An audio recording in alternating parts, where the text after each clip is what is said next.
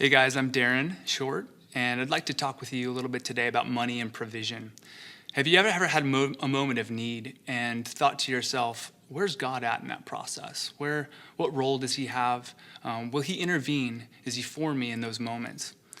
And the reality of life is that we all have needs. I was even reminded the other day that even famous psychologists acknowledge this reality. Abraham Maslow, and he talked about his hierarchy of needs, things that we need from a basic perspective, like food, water, shelter, even security and stability. But the reality is that we all have needs.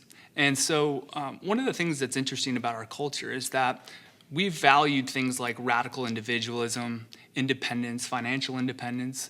And so as we live in this culture, one of the things that we find is that maybe even though wealth and some of the blessing we've experienced as a nation has been great, perhaps it's contributed a little bit to the fact that maybe we see ourselves as our own provider, or that we can meet all of our own needs. Occasionally we get these things called reality checks, and reality checks are one of those things where we come to terms that with maybe the fact that we can't provide for ourselves, or that we are not as in control of our life as we once thought. So where is God in our time of need? Is he really there for us? Will he provide for us? Well, I'd like to read you something from the Bible out of Matthew chapter 6, and Jesus talks about provision in this way.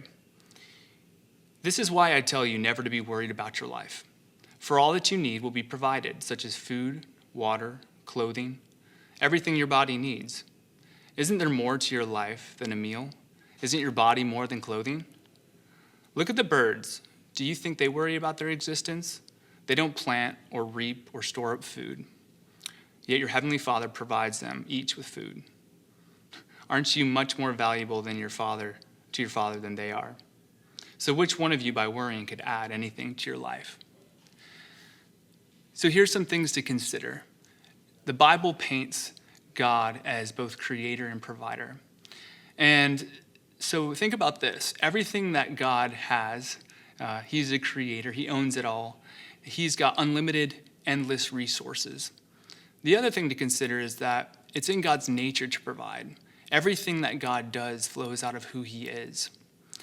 And the other thing is that God delights to meet our needs. In fact, he's looking for ways to bless us, ways to show up in our life. And so those are important things to consider. Perhaps maybe the most profound way that God has provided for us is even through something that we know as the cross. I can't help but think about the sacrifice that Jesus made when he died on the cross. Really, it was a reflection of God's heart to provide for us something that we couldn't do for ourselves.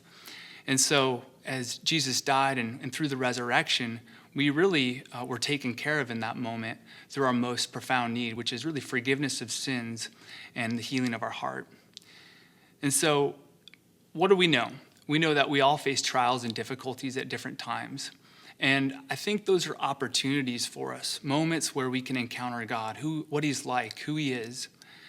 And the other thing is that faith isn't so much of a denial of the existence of a need or even a problem.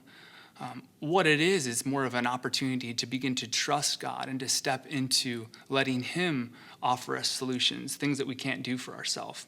And then finally, God knows what we need even before we ask. But there's something even in the asking process that begins to develop what I think about as relational intimacy. We have to be vulnerable. We have to acknowledge that we can't take care of ourselves in the way that we would maybe like to. But God can do a much better job of that. And so asking is a powerful thing. So I want to encourage you today, whether you're a person of faith or you're not religious at all, what would it be like to begin to experiment giving your needs, expressing your needs to God? I wonder what creative ways he may meet you in your time of need and provide for you with all of his resources that he has available.